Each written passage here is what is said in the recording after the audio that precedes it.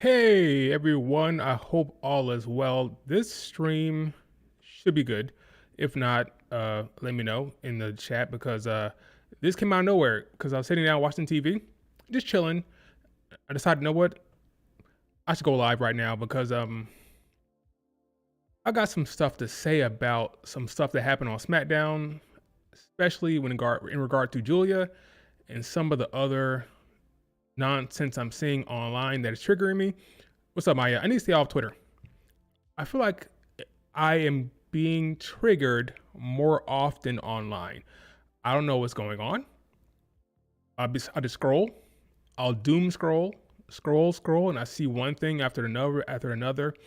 And next thing you know, I fire off a tweet, and then it was kind of semi viral. But we'll see what happens today with this stream.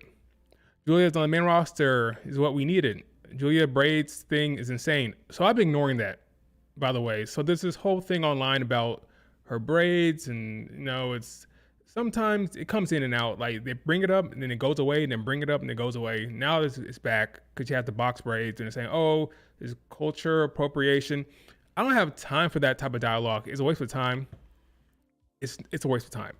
But that's coming up, and that's a lot about Giulia these days. But we're gonna dive into that. We'll talk about what happened on SmackDown. Do me a favor, hit like, subscribe if you're not subscribed, and let's just get to it. So the first topic we're gonna talk about here, it involves Giulia. So Giulia has been called up to SmackDown officially, which is kind of crazy because there's been this entire speculation about when is it going to happen. Is it going to be on Raw? Are they going to wait till the draft? I'm happy for Giulia because this is what she wanted. Clearly, she said in interviews time and time again that she said that she wants to get to the main roster as soon as possible. Well, she's been in WWE for like what 6 to 8 months, something like that, and now she's here on the main roster like she wanted to be. So we'll see how that goes. Now, first topic, well, not the first topic, but the first thing that triggered me about Giulia with the IWC, there's this narrative that Shawn Michaels did her dirty. I would love someone to like really dissect what they mean by that. They did her dirty, or he did her dirty. How? Let's take a quick look at what happened with Giulia, or just remind ourselves. She came into NXT. She had a match with Roxanne. Cora Jade interfered. So they want to give her some adversity, some trials and tribulations. They didn't give it to her. They didn't give her the belt right away. She ultimately won the belt. I think it was on an episode of NXT. She won the belt. She was champion. Stephanie comes in. You have Stephanie get the mid card belt. Giulia is a face. Giulia and her have a good main event at Madison Square Garden. Giulia apparently was injured. So they took the belt off of Giulia. Long story short, she turns heel. She becomes a friend of Roxanne. They come to Raw. They interact with Rhea Ripley and Io. She had some matches, some good matches. And now she's on the main roster. I'm not entirely sure what they're talking about when they say that Shawn Michaels did her dirty or Shawn Michaels didn't know how to book her. Some folks may be upset by what I'm about to say. Get over it, okay? This is a real channel. I'm being honest with you. I'm a fan of Giulia. I'm talking more about fandom and stan culture. Now, when Giulia first came onto the scene, I'm a fan. I watched all her matches in Stardom. Not all of them. I watched all her matches in Marigold. I went back and watched some of her matches in Stardom. I've been following her since Marigold. I'm a fan. I like her a lot. I like her charisma, her energy, her character work, the way she tells stories in the ring. Oh, that's great. I love Giulia as a performer, and I'm happy for her. But when it comes to bad or good booking, in reality, if being honest with ourselves, it's just about how well somebody's being booked relative to wins and losses. I want my fave to be winning matches, and if not, her booking's bad. A lot of the time, not everybody. I'm not talking about everybody, I'm talking about a certain few. Look no further than what happened when she first came to NXT. I said, you know what? I think it could be smart or be good for Giulia to have some adversity. I don't mind her being screwed by Cora Jade. She's gonna win anyway. Ultimately, she's gonna win anyway, right? So I mean, having her lose to Roxanne at first not that bad. And you know what happened? I got blocked by Giulia stands. I got cursed out. I got called a bunch of names. Not for saying she shouldn't be champion. I'm a fan. All I said was maybe she shouldn't win it right away. And I got called I'm a hater. I suck. You're not a Giulia fan. You're a fake fan. I'm like, what? Guys, this is fiction. We're telling stories, okay? I understand that you're very much passionate about this wrestler. You resonate with this performer. You love him so much. But in the day, we're telling stories here. Nothing wrong with telling a story where Giulia doesn't win the belt right away. Does it make me a hater or a bad person or someone that needs to be blocked? The amount of people that blocked me simply because I suggested that Cora Jade may screw Giulia and it may not be the worst thing in the world was insane. Now you see, oh, Shawn Michaels did her dirty. It was bad booking. Really? Take your heart away from it. Pull it back. Get a fishing reel. Latch onto your heart and pull it back. Pull your heart out of it and tell the truth. If Giulia's booking that bad, any NXT talent would kill for that. Champion, Madison Square Garden main event, good presentation, good music. It's not the end of the world, okay? Take your fandom and your heart out of it and just be honest with yourselves. Just be honest with yourselves. Is it really that bad? No, she's fine. And now she's on main roster and I'm happy for her. And we'll see what happens from here. Do I think Triple H, like I said on Twitter, Triple H is very much invested in Giulia. This is his call, right? He made it a point to go get her. He has plans. When Triple H likes you, a la Rhea Ripley, he will put you in position to be successful. I'm not worried about Giulia. You're going to see the difference between Giulia and someone like Blair Davenport. Giulia will be put in the position to succeed. She'll be given opportunities in booking that will elevate her, similar to Rhea Ripley. Blair Davenport, Triple H didn't love, wasn't invested in the talent, so she could stay in catering and then bother him, and then she got cut. Giulia is somebody they stuck his neck out for. He has equity in Giulia. Creatively, he wants to prove that he's right. So I'm not worried about Giulia. She'll be given every opportunity to succeed. I would not be surprised if she took the belt off of Zelina Vega. She'll be fine because he is invested in the character and he will make it work. Because believe it or not, when you are the booker, you are in control of creative, you can elevate who you want to elevate. Okay? Look no further than Jey Uso. Hey, Jey Uso, we're going to strap a rocket to you. And what happened? That's what happened. Okay? If he likes you and he wants it to happen, it will happen. So Giulia, fans and stands, get ready because your girl will probably have a pretty good run here within the next year. I'm sure you'll find something to complain about because you always do. Because you love her so much and you have it in your heart that, just want everything to be perfect. You want her to have an Oscar-like an Oscar-like NXT run where she went undefeated. That was just, the thought of her losing was just unbearable. Like, how could you have her lose? I understand. You love her a lot. You adore her. Want the best for her. Calm down. It'll be all right. Just let them cook. She'll be given every opportunity to succeed. Okay. I'll get back to that in a second. Let me look at the chat. I've been running my mouth. What's up, folks? Hello, all. Triple H love Giulia. He does. Didn't this thing happen with Liv Morgan stands too? The naives, yeah. I swear, Josie stands are some of the most delusional. I got blocked by Damage Control account because I said Dakota Kai would not win the Money in the Bank qualifying. It's crazy. Your comments, making commentary on booking decisions, you're getting blocked and people yelling at you. Oh, you think she's gonna lose a match? Well, I'm blocking you. Newsflash, folks. Here's a little dose of reality.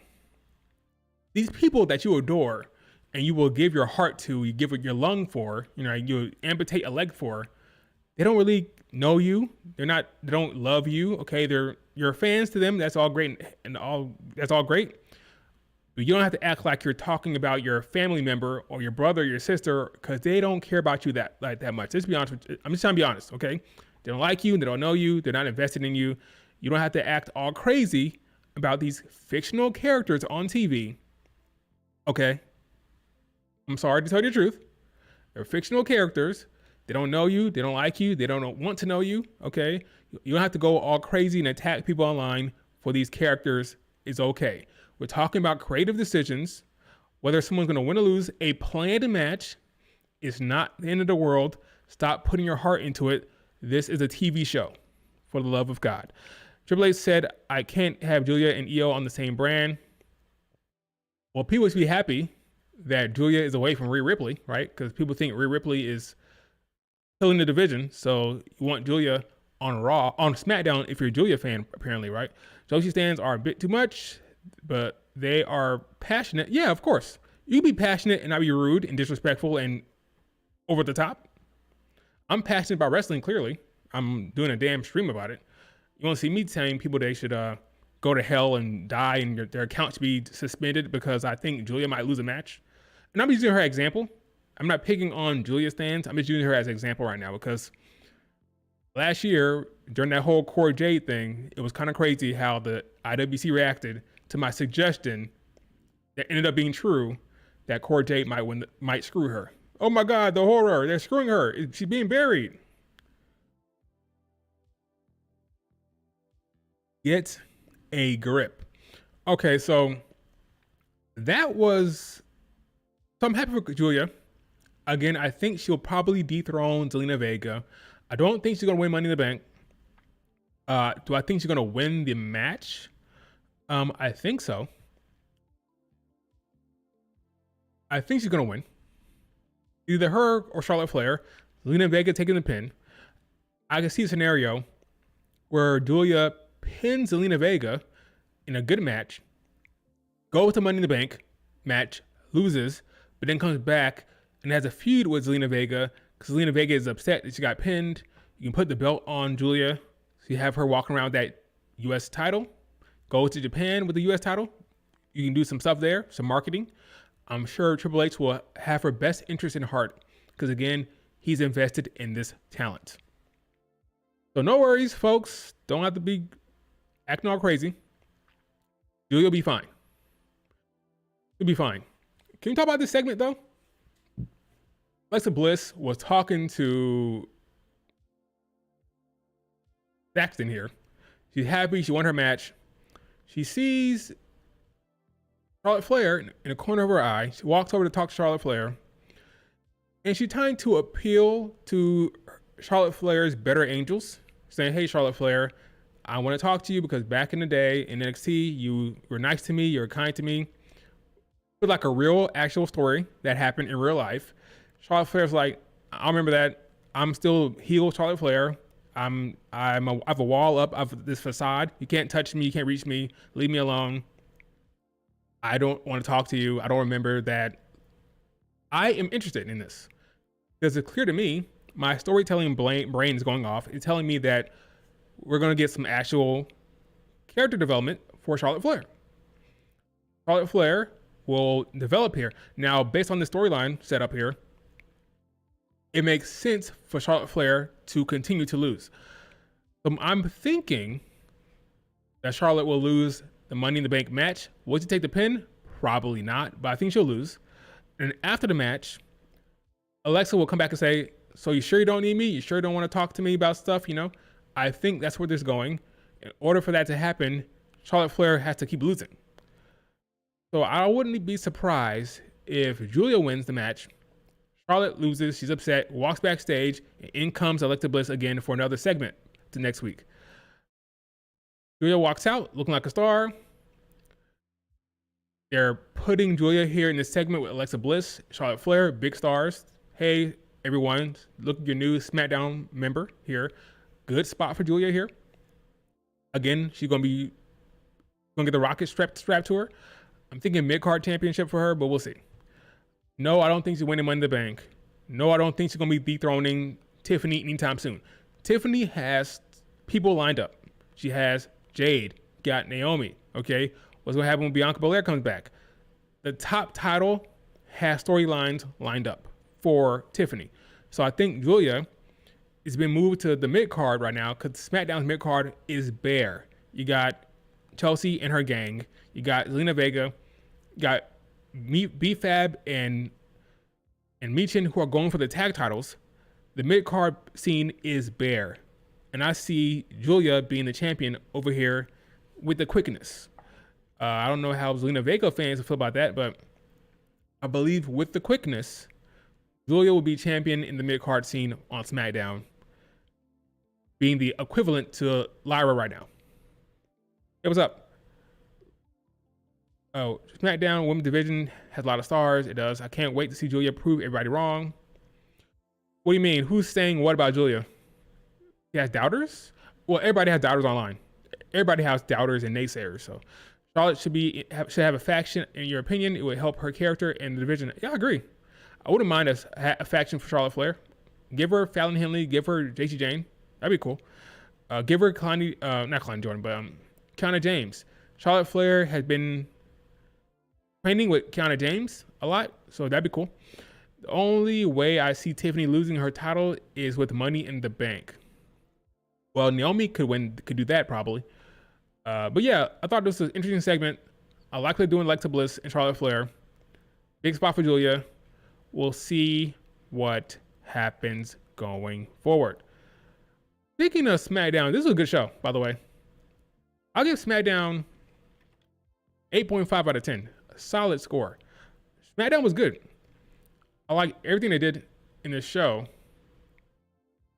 Starting with the beginning of the show with Solo and Jacob. So this storyline was running the entire show. You had Jacob and Solo having their little dispute that's continuing. This little feud that's being started last few weeks. Well, been longer than a few weeks. But now you have JCC. You got JC here, and he's now going to add a new element to the feud because now you have an enforcer for Solo. But this is always going to happen. What did I say? A badass heel is nothing but a babyface in disguise. Whenever you have a badass cool heel, that is nothing but a babyface start. Look no further than Jacob Fatu and Rhea Ripley. When you have a cool badass heel that gets cheered, what they're doing is creating a babyface. Don't be fooled. So anytime you see a cool badass heel that's doing what the crowd wants and giving the crowd what they want, they're being set up for a face turn. That's what's happening here. So Jacob was always going to be face. Now he's face here, and I like this direction for the two of them. And they brought in LA Knight. So there was a running theme the entire show. The running through line is LA Knight against the Bloodline, and this carried the entire show. And I appreciated that they had backstage segments with the Bloodline interacting with other storylines. You had Ray Phoenix here talking to Andrade about Money in the Bank, and in comes Bloodline, still looking for LA Knight. I like that. They're all backstage. It's all one universe.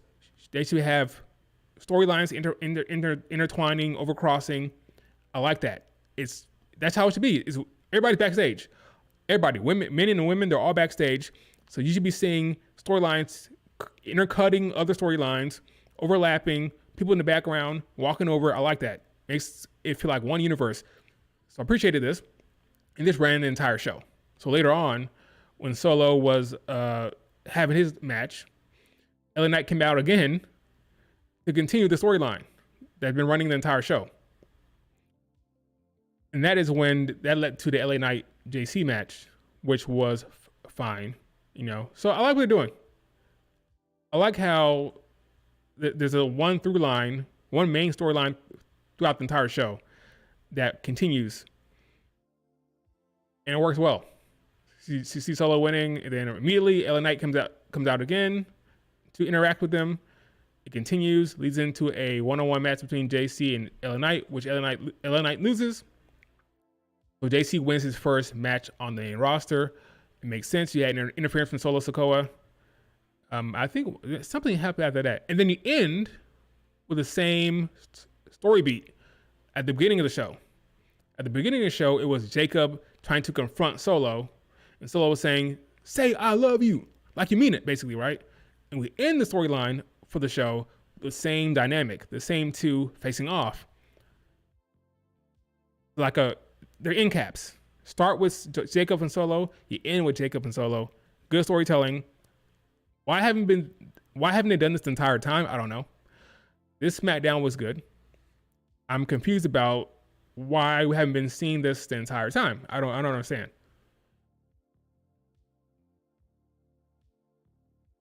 I don't get it. I don't know why this SmackDown was well constructed and produced, and the rest of SmackDowns have not been. I don't. Is it the same creative team? If it's the same creative team, what the hell's going on? Maybe they wanted to wait until JC came. Maybe, I don't know. LA Knight's begging for the draft. Someone says Giulia is the same as Brie Bella. As in what? A talent? Yeah, I don't know about that one. Here we have the Chelsea Green gang with a secret Hervis and Michin and BFAB. So they're building toward a tag team match here, I believe, because Michin and BFAB keep talking about the tag titles. So that's the direction for this now. I think Chelsea Green is done with the U.S. title chase. You're going to get Secret Hervis against BFAB and Michin for the tag titles. Liv Morgan and Raquel need to get back here so the tag division can get going. All right, am I excited? Do I have high hopes for the tag division for women? No, but we'll see what happens. We'll see. The men's division on SmackDown is great, but we'll see what happens with the women's stuff. So this match was good, by the way. The three-way, good match. Alexa Bliss is over. Good spots here. I think they had the right winner. I think Alexa Bliss was happy. She's excited to be there. She was smiled the entire match. It was good to see. She got her win. She's being featured. She's being used. I'm a fan of that. Alexa Bliss is not my favorite in-ring performer, but she's over. She put in the work. And I'm excited to see what she does in the Money in the Bank match. She's been getting some crap online recently. I don't know what to tell you. I mean, I think she's a fine talent who's over, who's good on the mic, who's helping her, who hasn't hurt anybody. She's been involved in a Charlotte Flair feud or storyline. So what's the problem? Let's see what they do with Alexa Bliss. She's not going to win Money in the Bank, but let's see what they do here. I'm all in on Alexa's little push here. A little push. And she's super over. Remember that old guy that freaked out when he saw her? He was like, he's over. Speaking of the good tag teams, you have Fraction winning their match against DIY. They're on a roll. So Triple H is giving them a push. They didn't interact backstage with Street Profits. So that's where that's going. The main event next week will be Street Profits against Fraction. This time, the Street Profits will win. But it'll be a good match. I like that they're pushing this new tag team Fraction. Where would it go? I don't know, but you can't deny that SmackDown is trying with the men's division. They're getting featured. This is awesome chance every night. DIY, Fraction, Street Profits, they're all cooking. Even Las Garza, they're doing well. They're all doing good. So I am hopeful. Oh yeah, and the Motor City Machine Guns, they're doing well as well. So yeah, I like what they're doing here. Can't complain. Now the men's division, the tag division on Raw, that's rough. But SmackDown is pretty good. Now Naomi, what was she doing all damn night? Being a creep in the background. Every damn segment, she's in the background being a creep. How she knows when the camera will be on the talent, I don't know. But she's backstage, being in the cut, looking at everybody. Tiffany, Nia Jax, Jade, she's in the back being weird. I like what they're doing with Naomi. I want more promo time for Naomi, not just stalker Naomi. So we'll see what happens. I think she's a legitimate candidate to win the Money in the Bank, but we'll see. I feel like DIY and Motor City Machine Guns are going to get drafted to Raw. That would suck for the SmackDown division, wouldn't it? I think people just aren't into Alexa going to the world title. Well, she's not. She'd be a perfect op to build a heel US champ, Giulia. Oh yeah, I could see Alexa Bliss against Giulia in the mid card. In fact, you can have a situation where it gives Zelina Vega some more time with the belt. You have Alexa Bliss, Giulia feud. That can go on for like a month and a half. Giulia wins that, and then she goes to Zelina Vega. I wouldn't mind a Alexa Bliss Giulia feud. That'd be good for Giulia to heal it up against Alexa Bliss, who's over like a rover. Not a bad idea. In fact, they should do it. Of course, we have the R-Truth, John Cena stuff. So they're building towards that. R-Truth says he's going to beat the sense into John Cena. This is probably your main event. Either opener or the main event. I don't know. But you're getting R-Truth, John Cena. Do I hate it? No. Is it fine? Sure. Will it be exciting and fun with the near counts? And will it be fun? Will it be the crowd pop for R-Truth? I'm sure. Do I hate this for John Cena's run here in the end here? His little victory tour or retirement tour? No, I don't hate it. It's fine. It is what it is. To be honest with you, Saturday Night Main Event is not the best. 2-hour show with commercials. It's not really a PLE. It's a glorified SmackDown or Raw. The matches are like kind of short, like 10 to 15 minutes. So it is what it is. I don't really look forward to Saturday Night Main Event matches any more than I do a main event of SmackDown or Raw. It's just a elevated TV show. Not really. I don't see it as a PLE because it's not, honestly. It's a televised house show that is canon. It's a canon televised house show.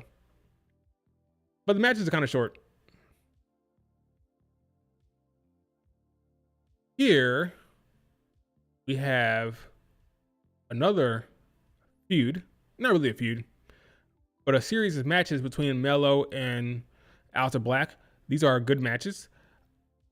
He didn't want, by he I mean Triple H, he clearly didn't want Aleister Black to lose, but he also didn't want Melo to lose again. So it ended up a DQ, interference by The Miz, and then Melo stood tall. She said, okay, I don't want Melo to pin Aleister Black, but I want him to stand tall. So we're going to have my cake and eat it too. Miz come in, DQ, Melo, you attack him at the end, you hit the nothing but net, and you stand tall to end the segment. So basically, Melo got his one up here.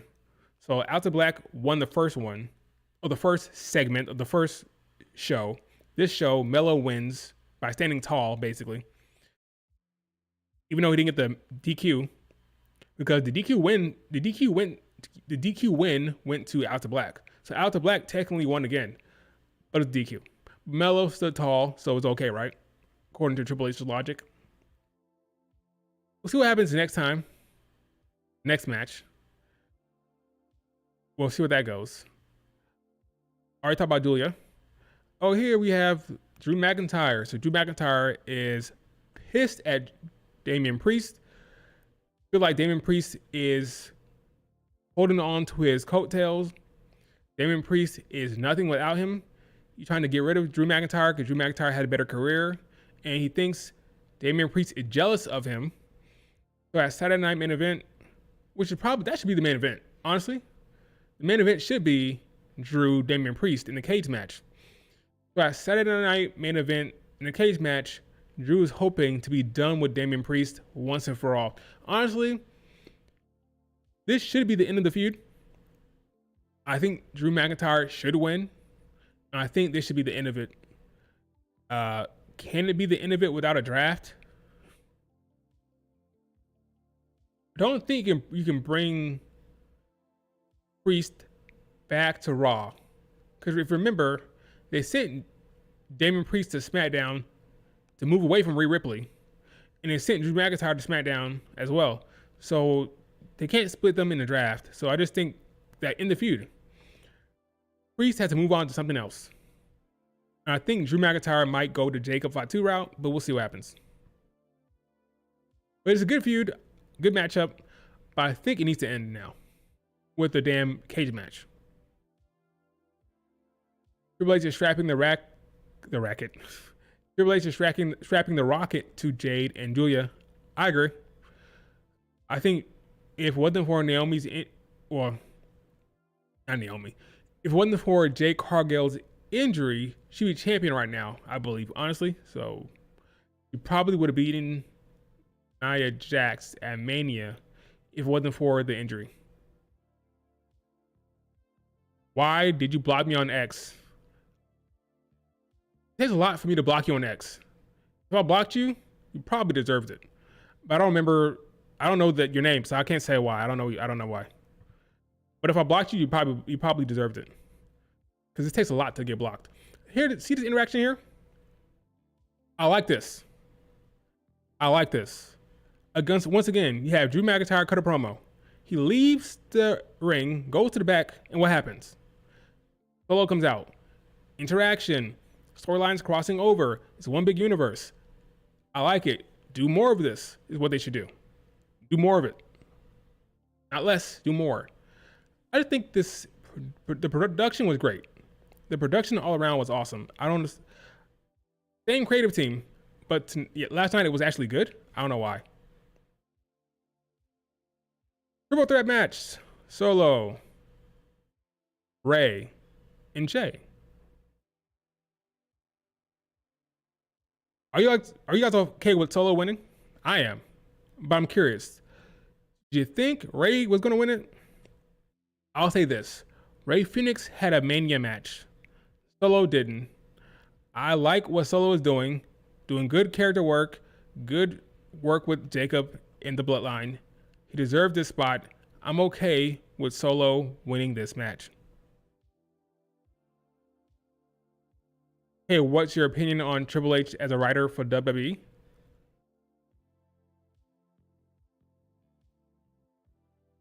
Triple H and his writing team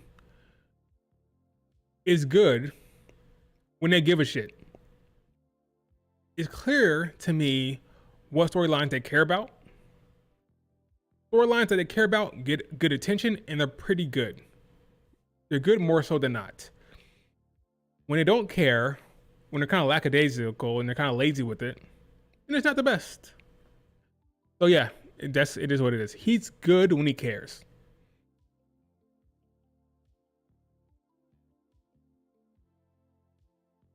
Thought Solo was taking a pin?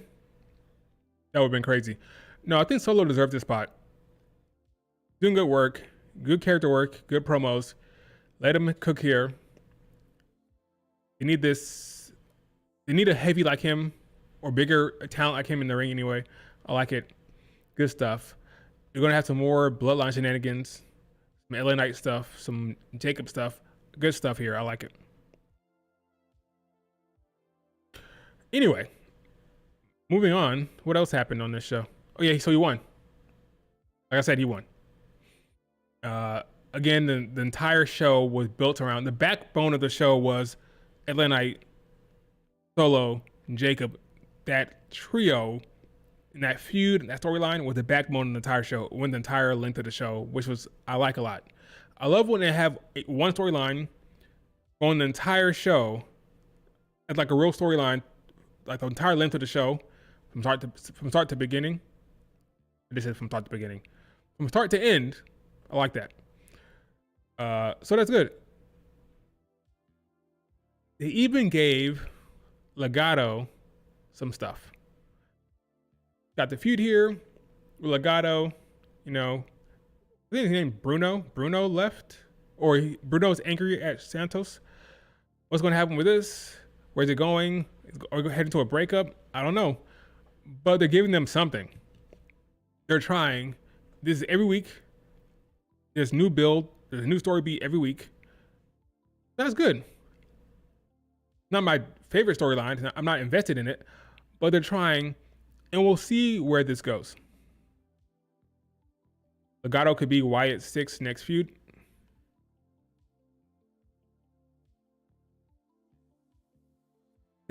Maya said Jacob and JC might get involved in the Money in the Bank match.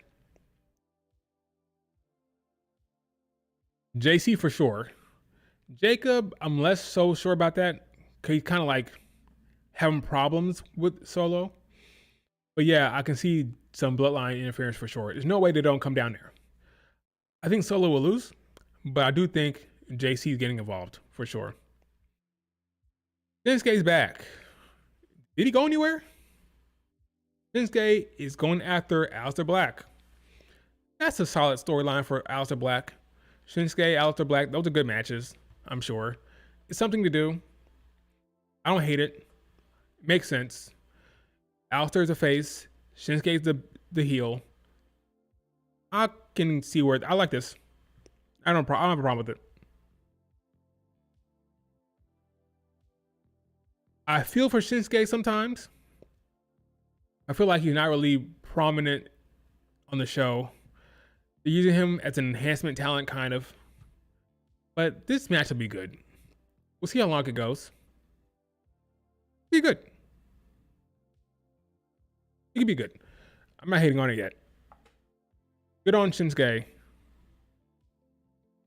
The storytelling on this show was different from other shows this year. Yeah, it was much better. It was actually very, very good, I thought Smackdown was. Nah, cause you're hating on Tiffany, and I quote tweeted you, and you called you out for it, and you blocked me. I don't remember that. Maybe I did, but I don't remember that. We can talk about Tiffany if you want, though. So next week we have a triple threat match. Aleister Black, LA Knight, Shinsuke. Who's gonna win? I'll ask the chat. Who wins? Who wins this match? Well, here's the thing. They're setting up Shinsuke and Aleister Black. And LA Knight is in a feud with Solo and the Bloodline. So the Bloodline can get involved here, or Aleister Black and Shinsuke can take each other out, and that leads LA Knight to win the match. No DQ. It's a triple threat.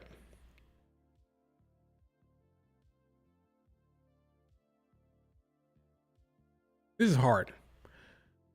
It's either LA Knight or Aleister.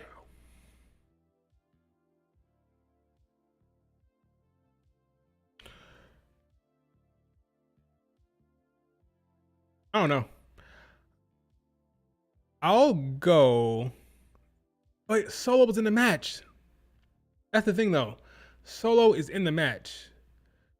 So you could have LA Knight Solo thing happening in that match. That could make sense. To have that little interaction in the actual match. Because they're feuding right now. Man, I don't know. I'll go with LA Knight. I'd rather see Aleister Black, but I'll go with LA Knight for now. So they can have the LA Knight Solo kind of spat during the Money in the Bank match. Yeah. And then for the women, oh, the internet was looking crazy for this one. They were going crazy for this one. You got Zelina Vega, who's a mid-card champ, which is weird. I hate champions being in these matches. It makes no sense. But she wins the Money in the Bank, and she's walking around with the Money in the Bank and the mid-card belt. It's weird. It's why she's losing. She's just filling a spot. She's just filling a spot. That's all she's doing. I'd rather see Alba Fire here or Piper Niven. But we got, not that I don't like Zelina Vega, I like her, but she's a champion and it's weird. But anyway, she's not going to win. Giulia, Charlotte Flair, Zelina Vega. Now, a lot of people think Charlotte Flair is going to win this match. I'm not convinced. I think Giulia, her first match on SmackDown will be a win. I think Giulia will pin Zelina Vega. And again, Charlotte Flair will go backstage and get a talking to from Alexa Bliss. Got Giulia winning, probably Giulia. Poor Zelina. It's weird. It's weird. Zelina Vega is. I'm not very hopeful for her reign. I think the fact that they put the belt on her the same day as Aleister Black's debut was interesting. Almost like a celebration for them. But where's it going creatively? Yeah, I don't know. We'll see how long that lasts. But I think Giulia will pin Zelina Vega, which could start a feud between the two. But yeah, I don't think so. I think Giulia wins. So sorry, Charlotte Flair fans. I think Giulia's winning this. By the way, none of the big fish, by that I mean Bianca, Rhea, Charlotte, Jade. I even add Jade now because that's how she presented. None of them are going to be in this match. None of them. No Jade, no Bianca, no Charlotte, no Rhea. They will not be in the match. Why not Rhea? Well, Rhea, if we're being honest, is already number one contender. What the hell is she doing in the Money in the Bank match? There's nobody on Raw. She's clearly being positioned as the person that's going to face Io. She's number one contender. So why the hell are you going to be in the Money in the Bank match? If anything, she can face Io at the PLE, at Money in the Bank. If anything, so she's not going to be in it. Nope. Charlotte Flair, storyline is she's going to lose. So no. Bianca Belair is injured. I think Jade will get screwed by Naomi somehow. So no Bianca, no Jade, no Charlotte, no Rhea Ripley in the Money in the Bank match. And honestly, only way I would want Bianca and Rhea in there is if they're building towards them having like a little moment in the match. Like Rhea Ripley in the Money in the Bank without Bianca, I don't want to see it. If they were doing a long-term year feud between the two and had a moment where they're both in the match and then both climb the ladder and both scrapping each other, that makes sense. But no Bianca, I don't want to see Rhea in there. No Rhea in the match for me. That's just my thoughts on it. Charlotte might crash out on Jade. Naomi's only option to win. I would love that idea. I would love that booking decision. If she won, I would love that. But we'll see. We'll see. It makes almost too much sense for Naomi. It makes too much sense for her to win. I think it should happen, but we'll see. Main event next week. Street Profits will retain. Not worried, but it'll be a banger. They'll get their win back. They will get their win back. So here was Jade and Tiffy backstage. The screenshot doesn't show it, but Naomi's back there. She's gonna walk into frame here. She's been stalking everybody backstage for some reason, and nobody noticed her. Nobody has noticed her. So Naomi is backstage here listening, and Jade is going in for the title. Jade wants that title. Now this segment is weird to me. Not weird. It's interesting because they both came off as heels to me. They both came off as heels. Go back and watch this segment. Go back and watch it. I'm telling you, they both sound like heels to me in this damn segment. It was hilarious. Jade's like, I'm gonna cash in on you the same way you did to Nia Jax, your backstabber. He was like, so I'm still the best and you can't beat me, Toodles. They both came off as heels. They both give natural heel vibes, natural heel energy, which is funny to me. But yeah, this is a program they could do. Do I see it happening anytime soon? No. They're teasing it now because it's not happening, I don't think. I think Naomi will still have plans for Jade. And I think Tiffany will face Naomi first. We'll see what happens, but I'm not envisioning this babyface match happening anytime soon. Yeah, but go back and watch this segment. I'm telling you, both sound like heels. They both sound like heels here. I'm gonna cash on you the same way you cash in on Nia Jax. Oh, so you're gonna like interfere in the match and do it in a sneaky way? That's not a babyface thing to say, Jade. And Tifa's like, I'm better than you. You can't touch me. And both heel vibes for sure. Oh, there goes Naomi back there. There's Naomi. This match was crazy. Great main event. So Tiffany kicked out. Well, she didn't kick out, but she was conscious after the Annihilator. She grabbed the rope, which puts her on the same level now as what Bayley did and Rhea did, because they both was able to get out of the Annihilator. That's something that Lyra didn't do. So I put out that tweet last week about how Lyra and Tiffany are kind of, they came in at the same time. And I think Lyra is booked stronger than Tiffany. But Tiffany won a big match last night against Nia Jax, and she grabbed the rope. So that's changing a little bit. So maybe she is now stronger than Lyra. Honestly, I'll probably still get the edge to Lyra in kayfabe in terms of how strong they're booked. I'll probably still get the edge of Lyra. But Tiffany, big match. She looks strong in this match, so she's coming along in terms of kayfabe power scaling. She's coming along well. Now this spot was a big point of contention for me.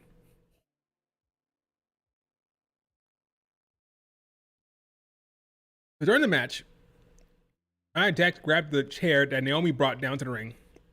Oh, by the way, Naomi and Jay came down, but Jay chased Naomi off.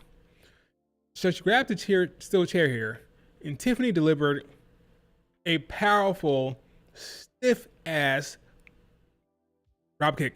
I challenge anybody, go back and watch this spot. She put all her force into that damn dropkick.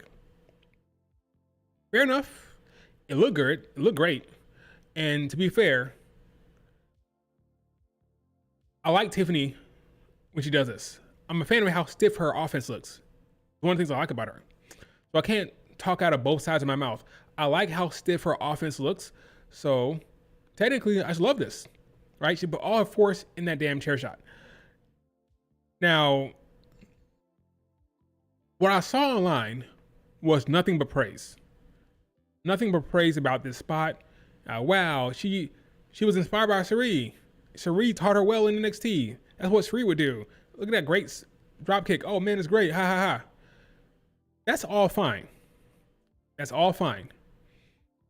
My problem with the IWC, I don't have a problem with Tiffany, Nia, or anything like that. Whatever. It happened. It was stiff as hell. Fine. My issue is with IWC. Because they're phony as hell. If this was one of their faves, tell me if I'm lying. Tell me if I'm telling lies. If this is one of their faves, if this was Dakota Kai or Liv Morgan or EO, whatever, there'd be a 50-50 split online about people saying, whoa, that was kind of rough. Why the hell are you doing a drop kick with that much force with the chair? And people saying, oh, it's fine. It's not a ballet. It's hard hitting. It looked good. Accident happened, whatever. It was just an accident, right? It'd be like a 50-50 split. But with Nia Jax, it's all, haha, yeah, great job, Tiffany. Haha, she deserves it. Yeah, great drop kick. It was great. Wow, awesome. I'm like, maybe I'm being triggered too much, okay? But it triggered me to not see any type of reaction. Cause I just know people. I know the IWC. If this was one of their faves, if this is one of their golden girls, if this was Dakota Kai, if this was EO, if it was Liv Morgan, if it was like Kyrie, the fans would be out for blood more so than not, okay? And because I didn't see it, I got triggered, okay? I put out that tweet saying, what was the tweet? Where was it? I put out a tweet saying, yo,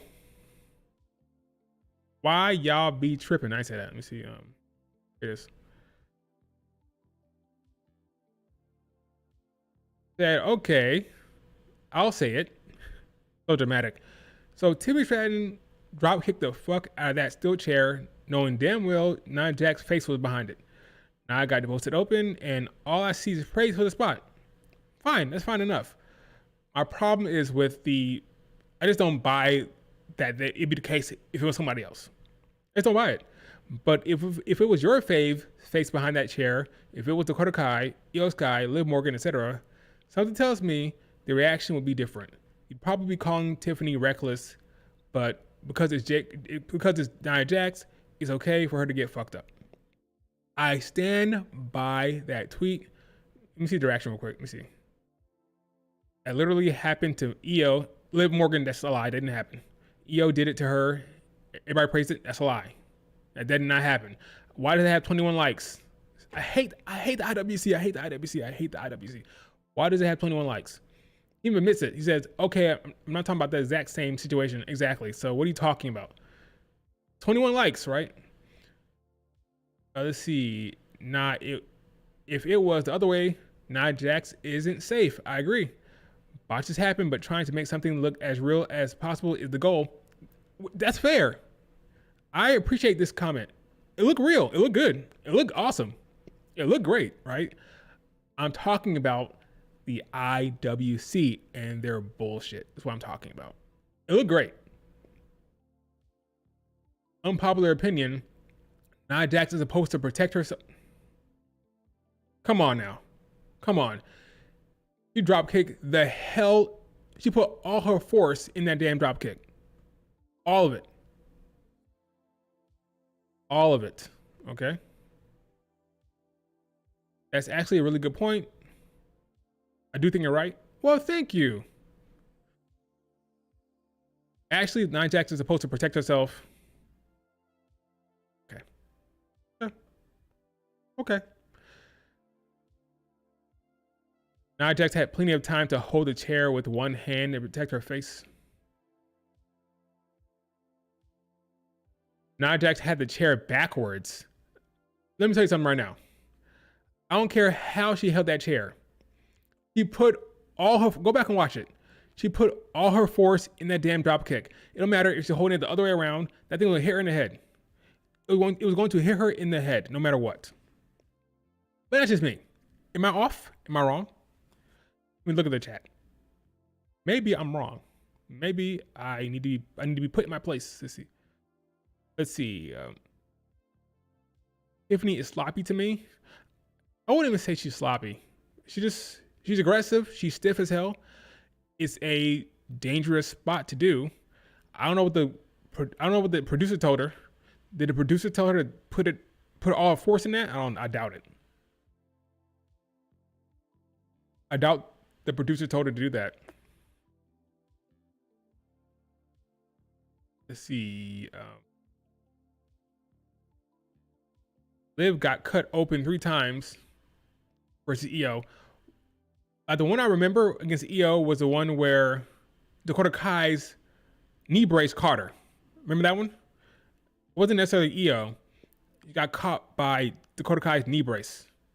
The one where she got busted open. That was Dakota Kai's knee brace, not Io Sky. I love Tiffany. She's awesome in the ring. I'm a fan. She's just very, very stiff.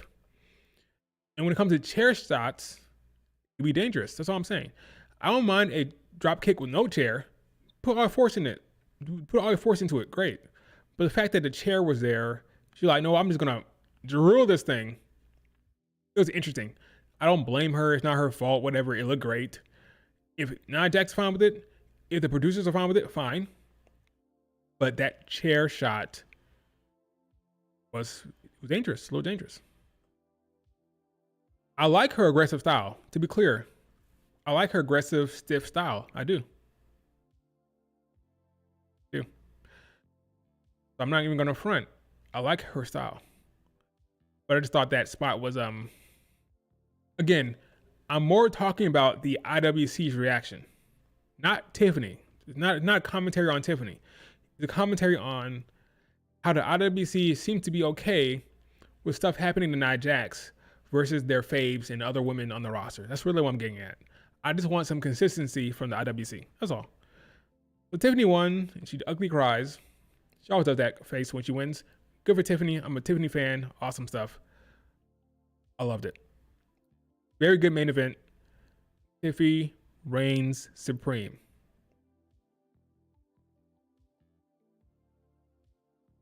That's it for my Smackdown talk. I believe the Money in the Bank, for the women at least, haven't thought about the men yet, but for the women, right now, I think it's going to be something like this. think Becky, Roxanne, and someone on Raw versus Alexa Bliss, Giulia, and Naomi. That last spot could go to Zoe Stark. It could go to Stephanie if Stephanie gets called up. It could go to Bayley if Bayley returns, or Kyrie. But yeah, I think Becky gets in. I think Roxanne Perez gets in. I think Alexa, Giulia, and Naomi. Like, this is like the appropriate level right now, I think, right? No champions. No big. Well, I mean, I'm about to say big stars. That's a lie, because Becky's a big star. Nobody who's in a world title picture right now. So no Rhea, right? This makes sense. If this was the lineup, who do you want to have the last spot? Like, who would you put in this match? I think you need more athleticism here.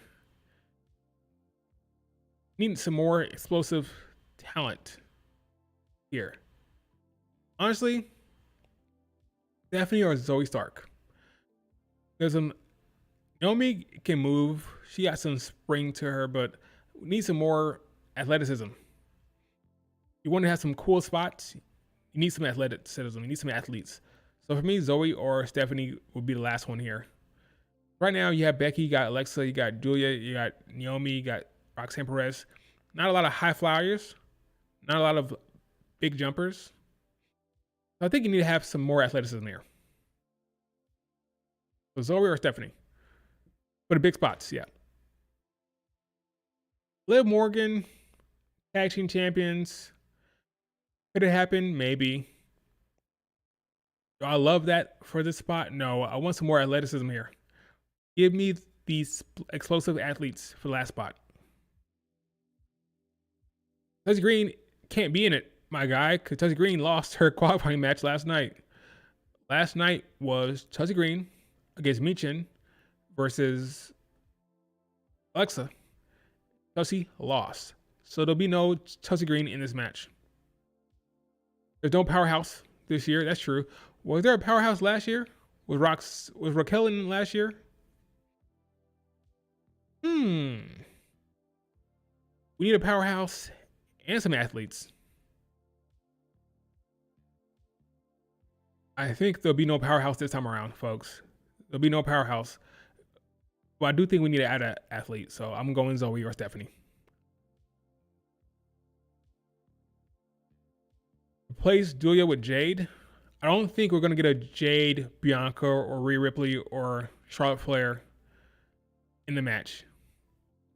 I think Jade will get screwed by Naomi. Not screwed, because Naomi will be in the match. But I don't think Jade gets in. Jade doesn't need it. She's already being positioned to be up against Tiffany right now with a bunch of face-offs. So yeah, I think Alexa, Giulia, Naomi works well. Becky, Roxanne, and Stephanie or Zoe Stark. And I think Naomi should win. Putting my flag in the ground for Naomi winning this. Why not? Why not? What's up with Tiffany and Io missing all the big shows? Well, don't get too disappointed. You may see Io against Rhea Ripley at this PL. May get Io Rhea. You may get Io Sky Rhea Ripley at this show, my friend. Don't get too disappointed. Jade, I don't know. I don't know about Jade, but Rhea might try to take the belt off of Liv Morgan. Io Sky right here. They don't even need, okay, let me read that again. They don't even promote Io on any PLE poster, and she's the world champion. I wouldn't feel any type of way about it. You're not wrong. But Rhea Ripley will always get that spot, no matter what. Hell, in the tag match, what happened? In tag match, they had recently, who came out last? Rhea Ripley. And put that damn annoying decimal reader or decibel meter in the damn screen, right? So Rhea Ripley is still the ace of the company. She's still the ace of the company on Raw. And Io will not overtake her in promotion. But I think Io was in a good spot. Let's be honest, folks. Io is in a very good spot. It's okay. The poster is a poster. Who cares? I mean, she's fine. Io is fine. Okay, she's fine. She's fine. Damn it, she's fine. I'm messy. I would have Rhea Ripley lose to Io again. That'd be something. I'd be shocked. I'd be shocked. I don't think that happens. I think it's over. The next time there's a one-on-one match for the championship is probably over. You can't have Rhea Ripley lose again and then come back and challenge her. That doesn't make sense. So she'd probably have to win. So yes, they probably just wait. Look at Nia Jax's mug. Give her flowers. That chair shot caught her good right above her. That's kind of dangerous. Not far from the eye. Dangerous. So I'm trying to say, it's dangerous. Not far from the eye. But give this woman her flowers for love of God. Give her flowers. She's been great for the division. And I appreciate her. Okay, let's talk about this. Once again, the IWC is triggering me once again.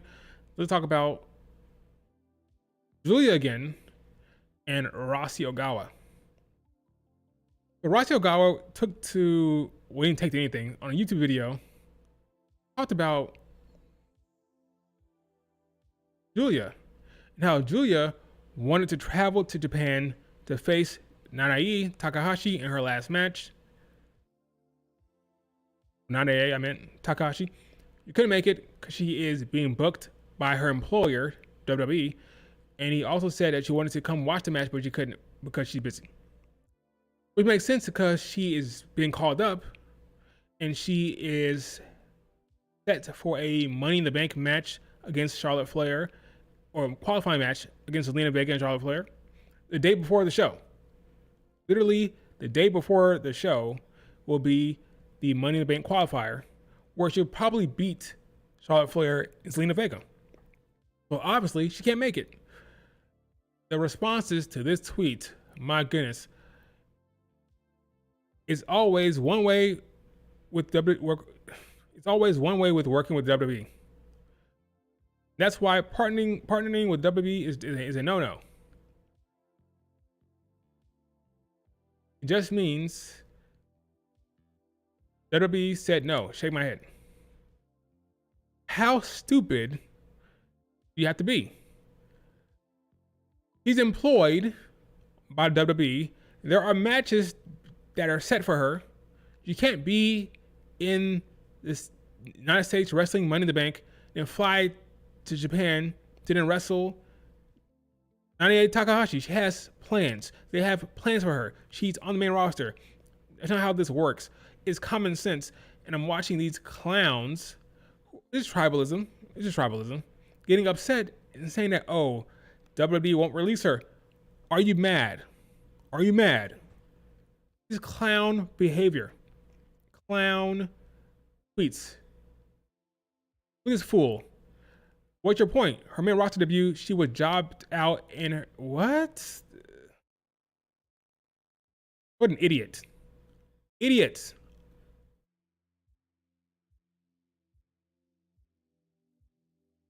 Let me tell you what. Rossy better be on the phone with Io Sky and Triple H to find out when he can book Summer Destiny. Okay? Because if he wants Io Sky and Giulia for that show, he better be coordinating. Call Io and say, hey, Io, we want you for Summer Destiny. When he can be available, Io would then call Triple H to say, hey, Triple H, I want to do Summer Destiny, but we don't want the dates to conflict. So can you please tell us when I'll have Evolution match? What are the plans? Therefore, he can book the Saturday after Evolution. Remember last year, she had the Money in the Bank match, right? She had that big spot with Zoe Stark, had the Money in the Bank match, then left to Japan, and then came back. So if you can plan it so that the Summer Destiny card is maybe a week after Evolution 2, that could work out for her and him, Rossi. So Rossi needs to be in contact and find out when is Evolution 2, what is Io Sky's booking. Therefore, I can book the week after that so she can do the match, maybe take a break from Raw, and then be in Japan for the show. So I hope he is making the calls, because if not, he's gonna be screwed. Funny enough, last year Summer Destiny was July 13th. This was July 13th this year. I think Saturday Night Main Event. So maybe you should be careful. Oh, I'm sorry, because I believe Saturday Night Main Event is the same weekend they want to do Evolution. Same weekend, apparently, according to reports, according to WrestleVotes. That Sunday after Saturday Night Main Event is the time they want to do Evolution 2. So obviously that's the wrong weekend for him to book it. So if July 13th is Evolution 2, smart thing to do would book Summer Destiny for the 26th and have Io and Giulia, assuming they have SummerSlam plans, let them cut a vignette. They record a vignette. You can play that on the next week, SmackDown and Raw. They can be back the following week. That makes the most sense, right? So let me see. July calendar, 2025. Right, so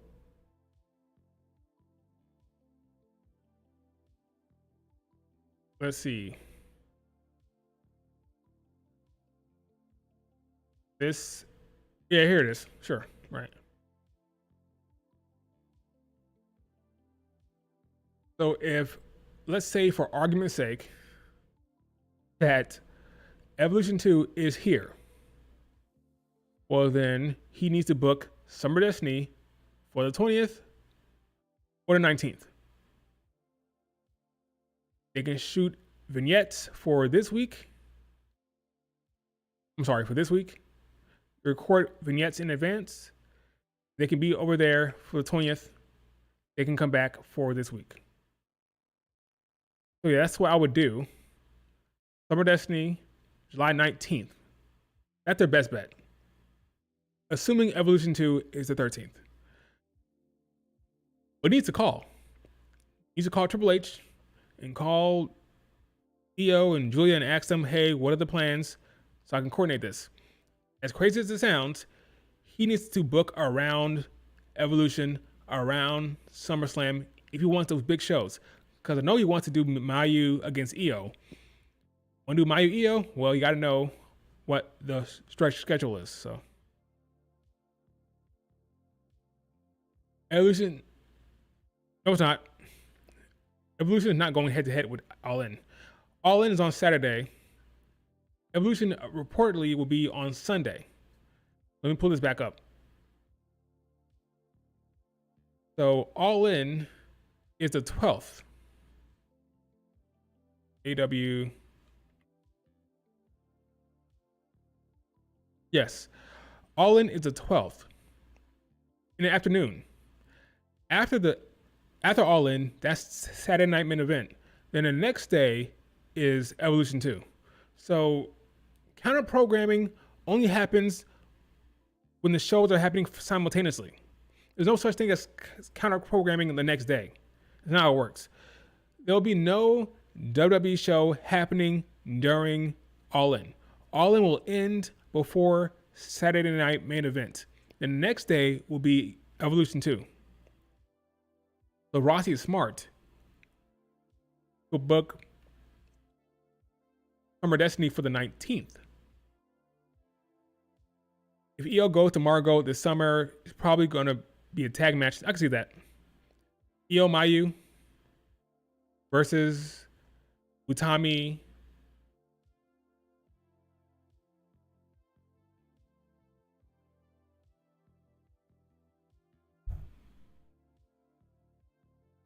And Miku Ano.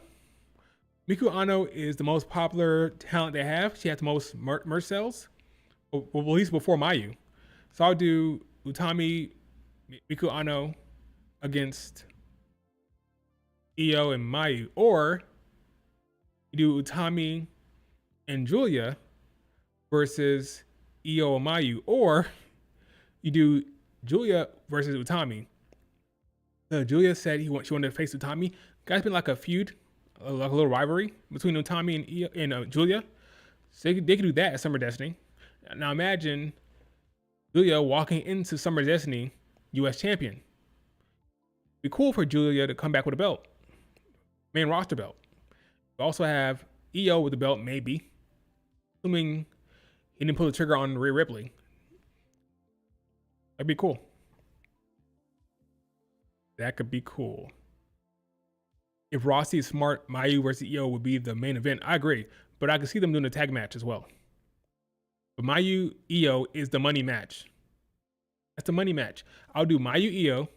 I'll do Giulia Utami for that rivalry. And then, hell, if you can get Kyrie, get Kyrie, but probably not. But yeah, that'd be cool.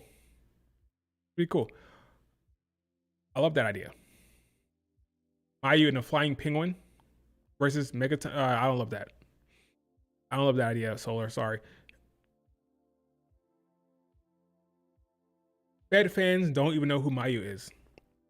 I'm a Fed fan. First of all, I hate Fed. I'm a Fed fan, right? And I know who she is, so what do you mean?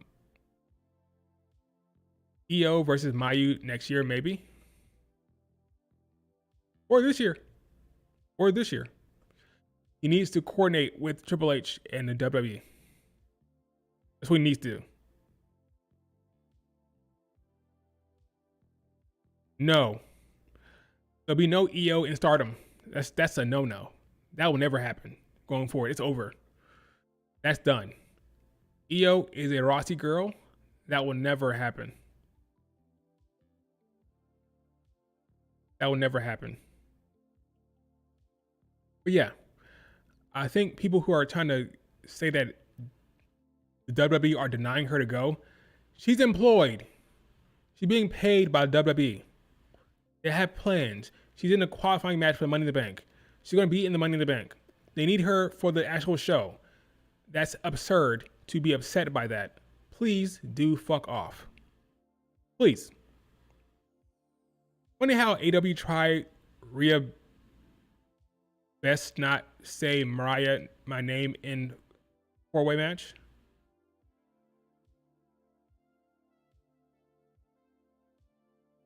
Are you referring to the match on Dynamite where Mariah May her name was not said at all, which is kind of weird? So there's an interaction between Toni Storm and Mina Shirakawa, and the commentary did not mention Mariah May's name at all. And it's very noticeable because it's obvious to mention her. Why would you not mention her? That's crazy. I mean, literally the entire feud was Toni against Mariah May. So it was weird. And people are speculating that, oh, they didn't mention her because Mariah May has one foot out the door. That's a logical conclusion based on the segment. I do think it's weird that they did not mention her name at all. That'd be crazy to see Mariah May in the WWE. Not crazy, but it'd be kind of funny. Yeah, I could see it happening. It was telling. It was noteworthy that they did not mention her name whatsoever when Toni Storm was punching Mina Shirakawa in the face. It was kind of weird. Not gonna lie. It was weird.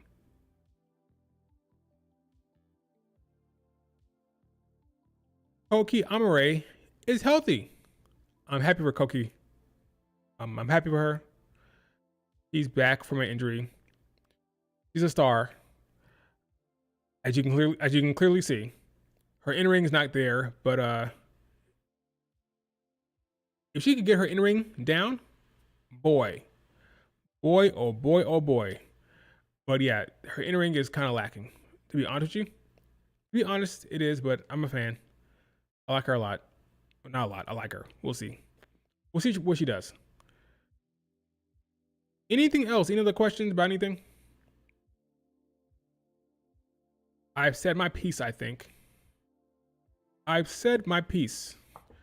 Rossi's going to be shedding tears of joy watching Mayu versus Io. He will. I agree. This might be a hot take, but I don't see the hype about Azumi. How dare you, sir? That's your opinion. You're entitled to your opinion. This is what I'll say about Azumi. Do me a favor. Do yourself a favor. Go watch. Let's see. I believe Stardom's YouTube channel uploaded Starlight Kid against Azumi. It just happened this year. It just happened at All-Star Grand Queendom.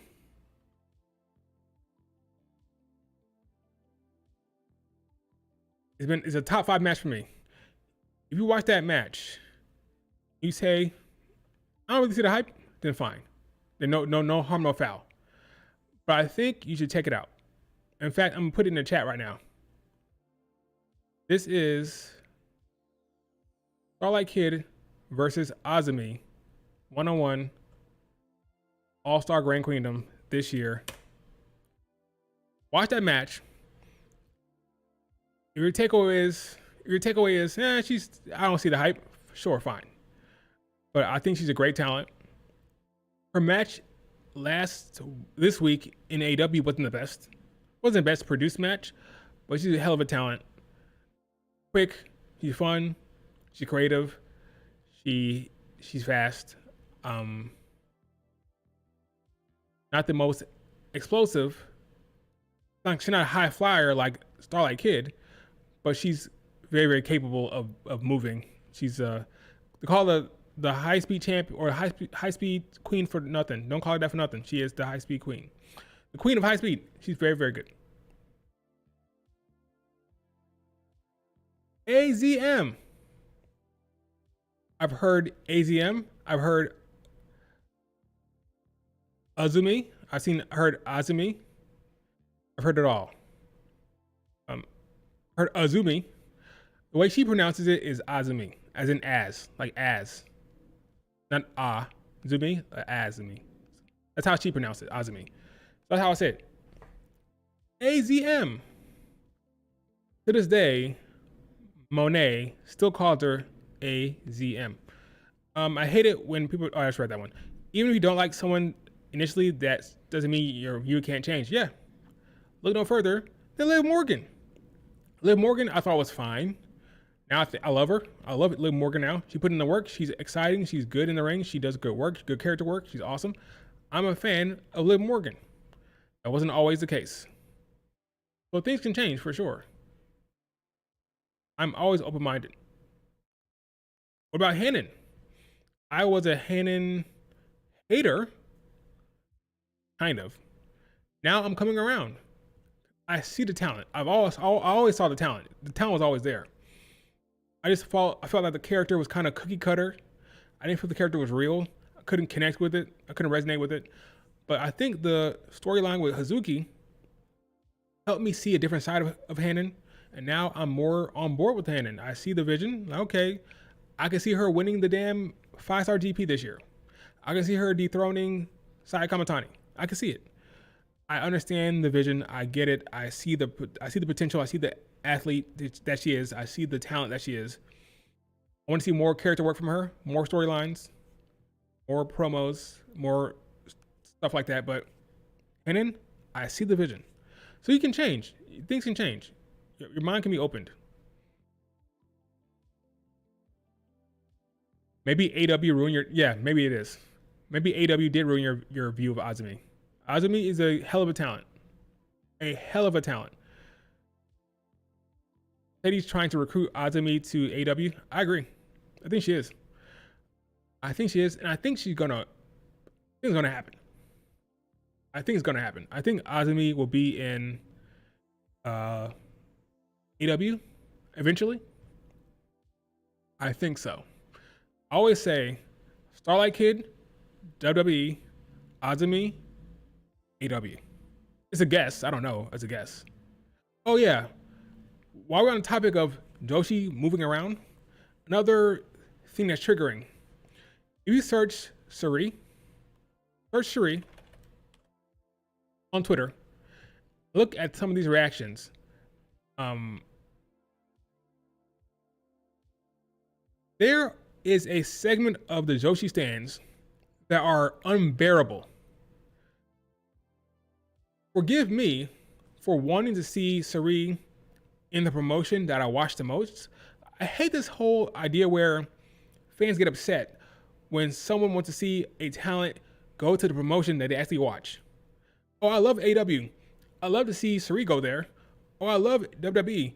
I love to see Suri go there. What's wrong with that? It's an innocent statement. They get triggered. They want to say, oh, fuck you. I hate you. Go to hell because you want to see a talented wrestler in the promotion that you watch. It's annoying as hell. They're so. I love so much that I got into the Joshi scene. I love that I'm following Stardom and Mari Gold and Tokyo Joshi Pro Wrestling and Sinjo and all this stuff. I love it because it lets me call out the bullshit and I can speak knowledgeably about what I'm seeing here. They hate any thought of you wanting to see someone go to another promotion. I say that I want to see Hazuki leave Stardom. They hate me for that. I say I want to see Momo leave. They get mad about that. Like, what's the big deal? It's not that serious. Like, it's annoying. Look at this goober. I don't care what anyone says. America doesn't deserve Suri. What is this? What do you mean? Like, stop talking like this is your sister or your cousin or your nephew or your daughter. These are pro athletes, okay? Pro wrestlers that are free to go where they want to go, okay? I believe Suri will go back to WWE eventually. So here it is, Solar. It was Solar tweet. Solar got attacked for nothing.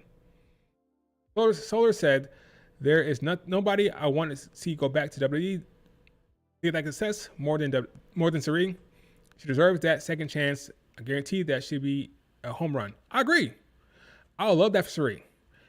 Every time I tweet out Suri and WWE, she likes to tweet. Every time. I believe she wants to go back eventually. I agree with you, Solar. I agree. I would love to see her go back. And what was the response on Twitter? Negativity, hate. Oh, delete this. Delete it. How dare you want to see her go to WWE? Nah, I don't know about that one. Not going back, bro. Like, what is up with this? Like, it's just bizarre behavior. Like, get a life, get a grip, go touch grass. Why are you so upset about? Look at this. Anyone who enjoys anything about WWE needs to keep Suri's name out their fucking. What? Keep her name out your mouth? Like, this is weirdo behavior. Weirdo behavior. Suri should never step foot in America again. They don't understand her and they don't appreciate her. Why would you want to see her go back to a place? They gave her a creepy fetish gimmick. Suri owes the WWE nothing. Who said she did? Who said she did owe them something? Like, this weirdo behavior. As an actual fan of hers, no. I'm grateful that WWE fucked it up early. These weirdos, man. She deserves a second chance. It's her decision. I'm sure she'll do it eventually, but I'm more reacting to the damn IWC and their anger towards this thought.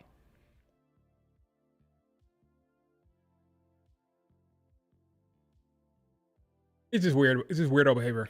It's just weirdo behavior. That's all I gotta say.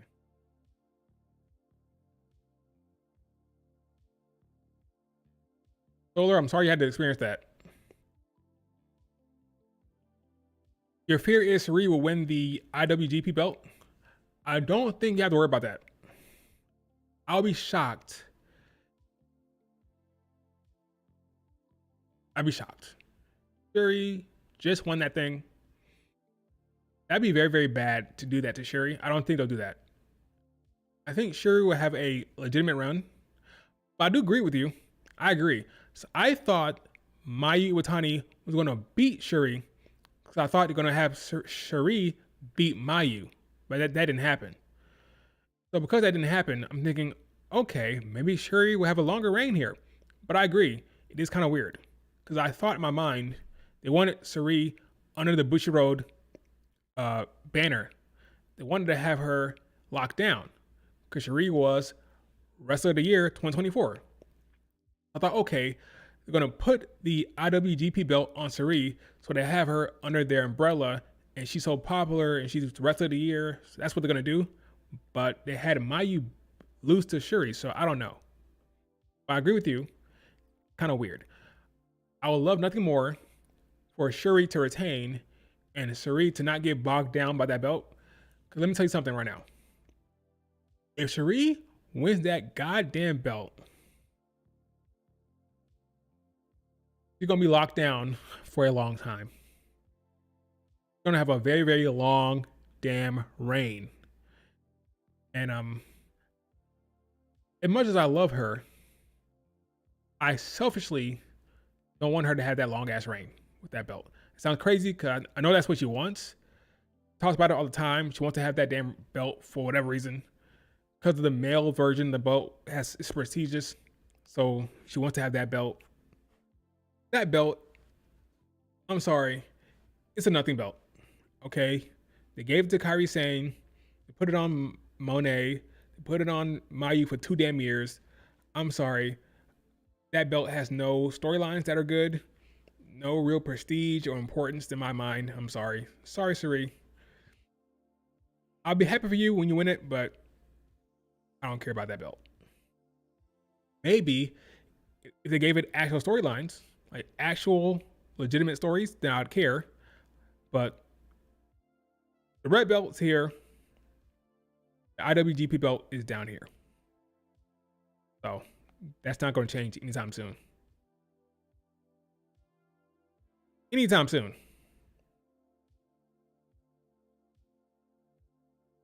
No, I can blame them. I can blame them for being rude and disrespectful. Yeah, I can blame them for that.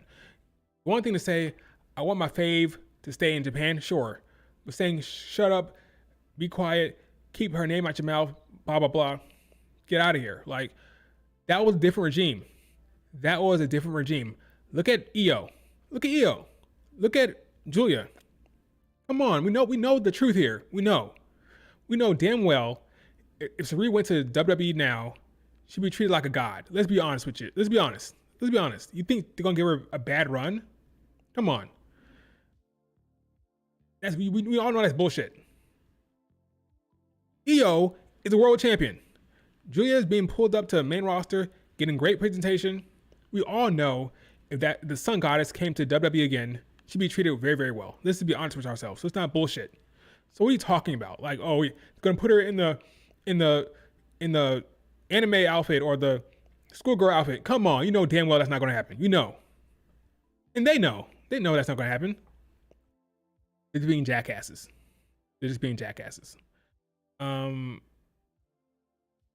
Anyway.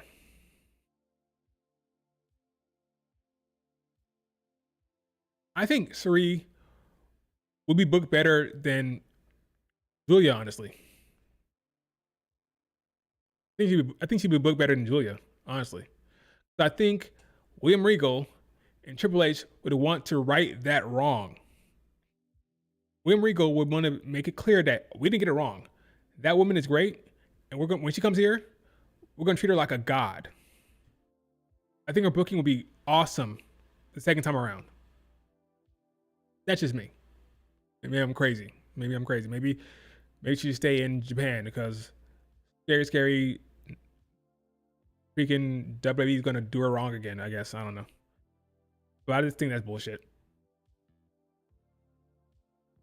Any last questions about anything? It could be Joshi, it could be WWE, it could be AEW, it could be TNA.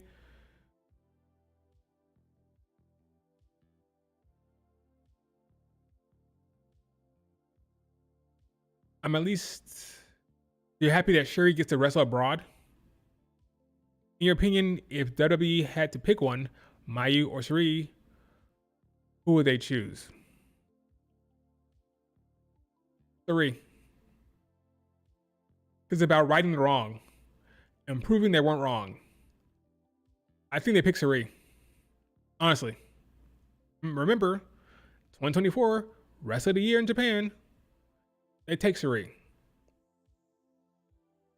And it'd be easier to get her as well. Mayu will be tough. I think Mayu will be tough to pull off. But Sri, she can make it happen. They can make it happen.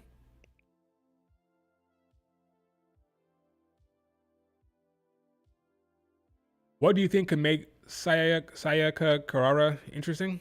Um, boy,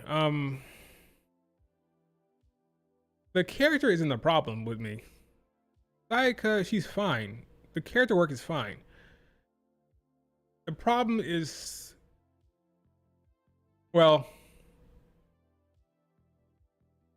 give her more edge, a little bit more edge. And the in-ring just got to get better. I'm sorry, the in-ring is just not good. You can tell me that her drop kicks and her little spear is entertaining, fine. I think that's just fandom talking. I think that stand culture coming to the forefront. Her little drop kicks and her little spear is not the best to see in the ring. I'm sorry. She's a great seller, great selling, good in-ring storyteller, I think. She's fine. Just not that compelling. But I don't want to make it seem like I think she's a bad talent. She's a good talent. She's fine. It's not the best. I'm just not compelled by her right now. Things could change. Look no further than Hannon. I'm coming around on Hannon. Coming around on. Is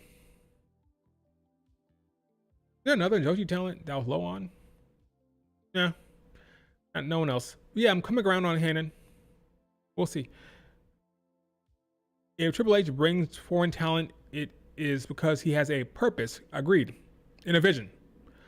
Agreed. Not bringing anybody just to bring him. He has a clear goal for Suri. Last time, but he got health issues. He has a clear goal for Giulia. He has a clear goal for Stephanie now. Suri will be treated like a god. Like the sun goddess that she is. Yeah, I agree. Well, that's true, Will. You tried to get her before, but Sheree had plans. They reached out. According to Fightful, Sean Rossap said they tried to get Sheree back. They tried, but they had plans. So she knows they want her. Just a matter of time. Like, what, 29? Like, 2 years younger than Giulia. Got plenty of time. Plenty of time. And again, every time I tweet Suri to WWE, she likes it.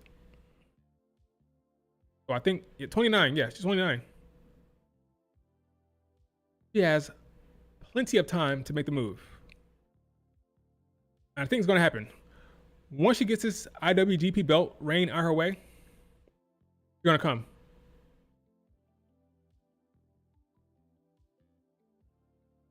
What the hell? What?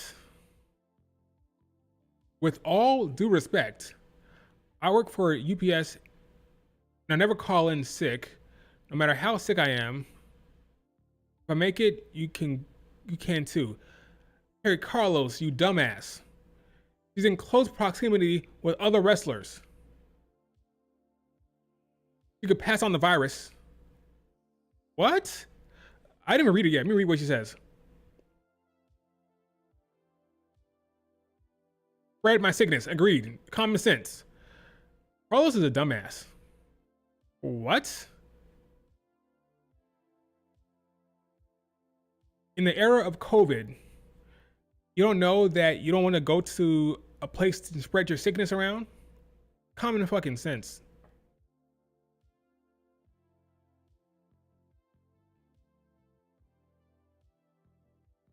I'm sorry, people are just stupid. That is pure stupidity. Pure stupidity. I'm sorry. No other way to say it. They're just dumb.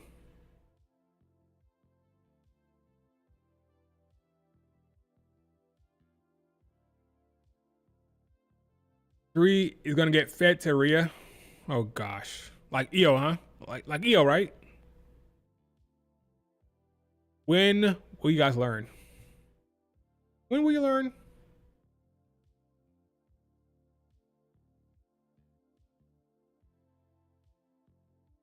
Do you think if we get EO versus Rhea again, she's gonna lose? I think when it happens, EO will lose. Whenever that happens, EO loses. No more losses for Rhea.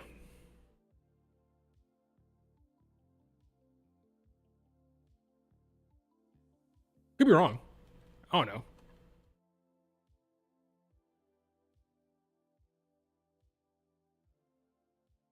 EO beat Bianca and Rhea at Mania. I don't want to hear any woe is me for EO Sky. She beat Bianca Belair and Rhea at WrestleMania. I don't want to hear it. I don't. Now, if her booking is bad, story is bad, and her reign is bad, I'll say it. But until that happens, I don't want to hear it. I don't want to hear any EO Sky fans complaining. I just don't. I just can't take it. Ministry of Dark. I just can't. I can't take it. I just can't. Oh yeah, I'll be the first to say it. If her reign is trash, I'll be the first to say it. The only way I see EO winning is if Bianca makes Rhea lose. Yeah, that'd be crazy. Because when Bianca injured her finger, when she walked away from Smackdown, was still a face. You go back and watch that segment, still very much a babyface segment. So I'll be back to deal with my issues with Jade and Naomi. That'd be funny. I laugh my ass off. I love it. I would love nothing more than if Bianca Belair went out there and screwed Rhea Ripley. Can you imagine? That's a full-on heel move for Bianca Belair. Be great. Will, are you going to watch the Marvelous show coming up? How do you even watch Marvelous? I only watch Marvelous when Marvelous are working with Marigold. I watch it on Wrestle Universe. I don't watch Marvelous when they're not on a Marigold show. So yeah, I haven't watched it. I can't watch it. I don't know. I don't even know where. Watch Marvelous. They should put everything on Wrestle Universe. Wrestle Universe should buy the rights to Marvelous. What they should do.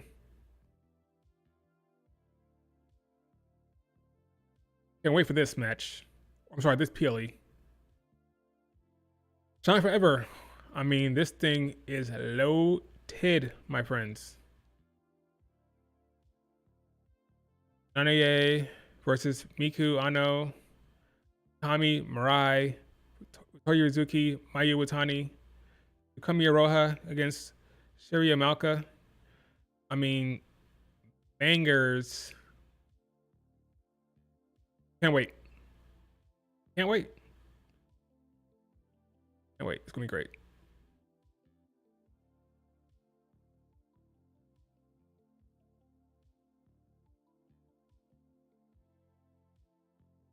Let's see how far ahead Marigold is planned. View all. Yep, no Summer Destiny date yet.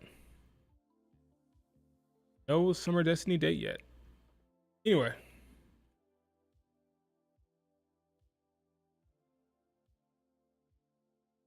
I will book Evolution 2 when it's announced. Give me the announcement for Evolution 2, and then I'll do a booking stream. Till then, nah. I'm not even 100% sure it's happening yet. So let it be announced first.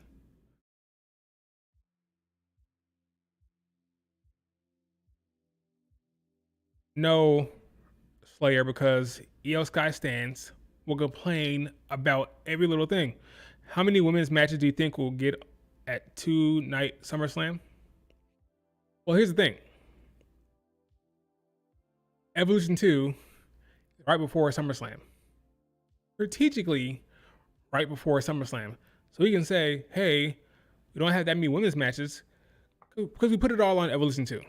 I hope that doesn't happen, but it's possible. Assuming SummerSlam, or how many matches was on it last year? SummerSlam 124. How many matches? Was it just 5? Was it like 7 this time around? 7. Let's see. 1 women's match. 2 women's matches. Just 2. 4. Same as WrestleMania. No, WrestleMania had 5, right? 4 or 5 for the SummerSlam weekend. And again, Evolution 2 right before that. So they'll use that as an excuse to not have that many women's matches on SummerSlam. We put them all on Evolution 2. That's why. That's why.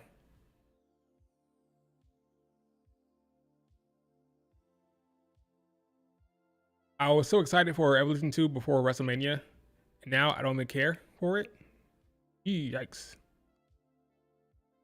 I agree. All Hoopers on Evolution 2. It won't happen, but all Hoopers. You're going to get some legends. You're going to get Trish. You're going to get Nikki Bella. But we'll see what happens. But 4 or 5 women's matches on SummerSlam card. 4 or 5. And not a match more. Not a match more than that. Battle Royal, that'd be cool. I'm sick of women's wrestling not being treated as important as it should be. I agree with you. I'm curious to see how Evolution 2 is booked.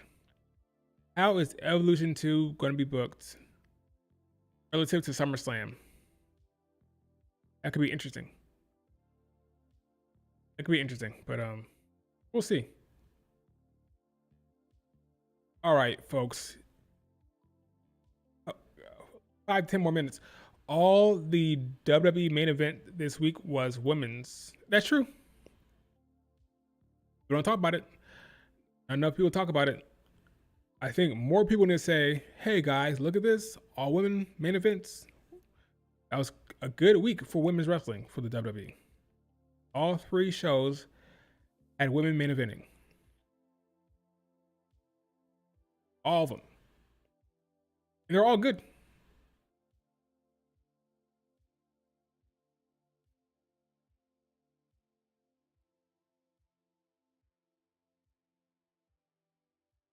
Some people think the draft isn't happening. I think because Giulia got called up and Fraction got called up, they won't get the draft. I think the draft still happens. For sure. But we'll see. You think Mercedes versus Toni Storm will be the main event of All In?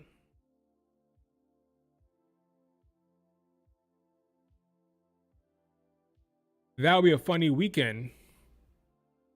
Assuming Evolution 2 is that Sunday. So both shows with main events will have main event by women.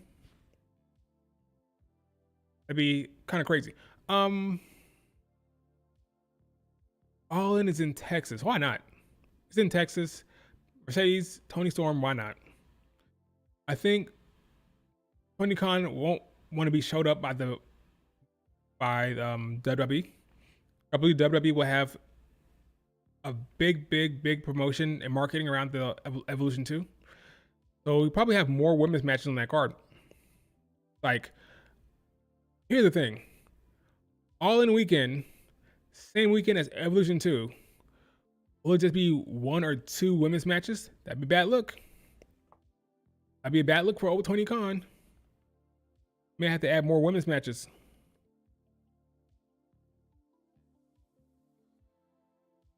MG last year, All In 2024 had how many women's matches?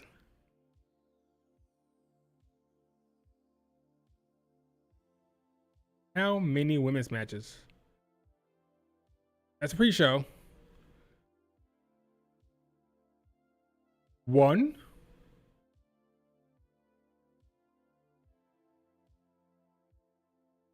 2,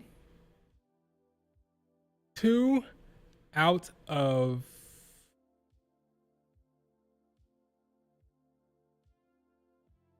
12. If you include the,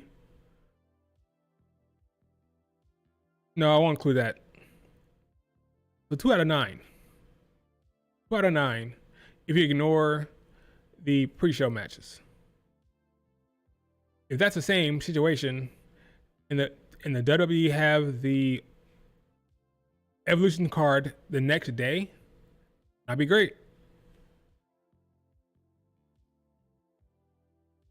That'd be great. I think Willow resigning shows that Mariah May is gone. What do you mean? You thought they were only going to sign one? They could have signed them both. Go to you. Okay. I'll go to Yuko. Or Yuku. I'm sorry, Yuku.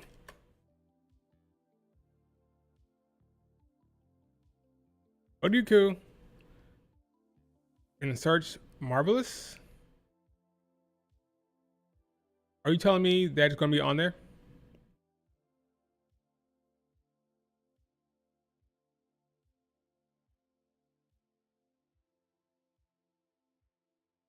Send me the link.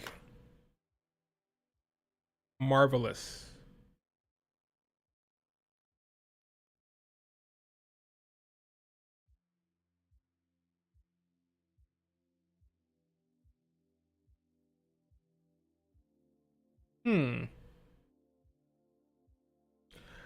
I've never been on this site. So I'm kind of like navigating it for the first time. I'll check it out.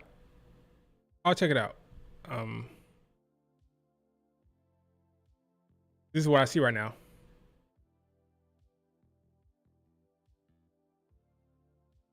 That might be copyrighted for all I know. If I can find Marvelous matches on here, then that's great. I'll look into it.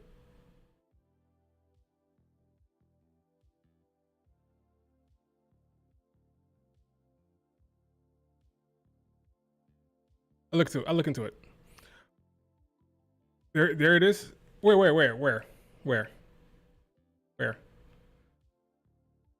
Go back. Let's see. Search Marvelous.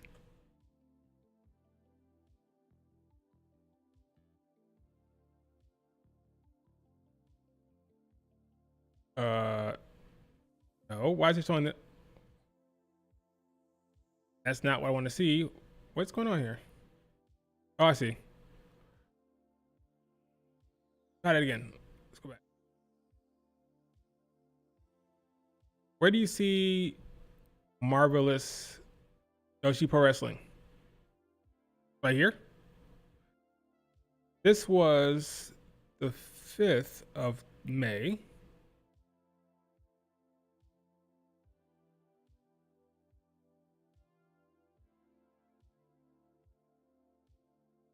This might not be. This is not it. This is something else. I'll figure it out.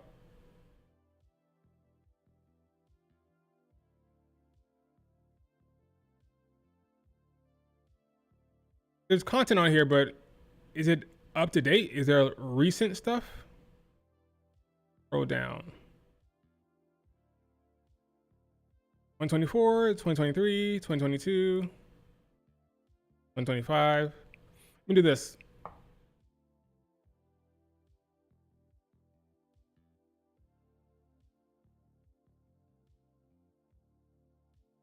Oh, here's Did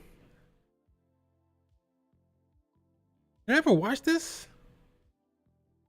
I don't think I ever watched this match.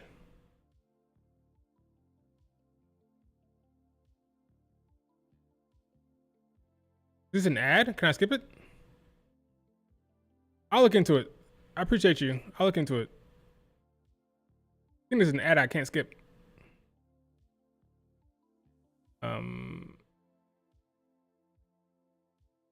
Might be an ad. Wow. Okay, I didn't know that. That's good to know. I never watched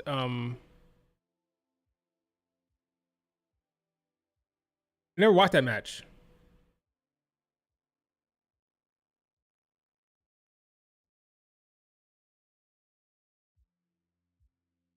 Okay, I'll look into it. All right, folks. That is it for the stream. Uh, like, subscribe. Let me know what you think about SmackDown in the comments. It was a good show, very good. They need to do more good shows like that. One big universe.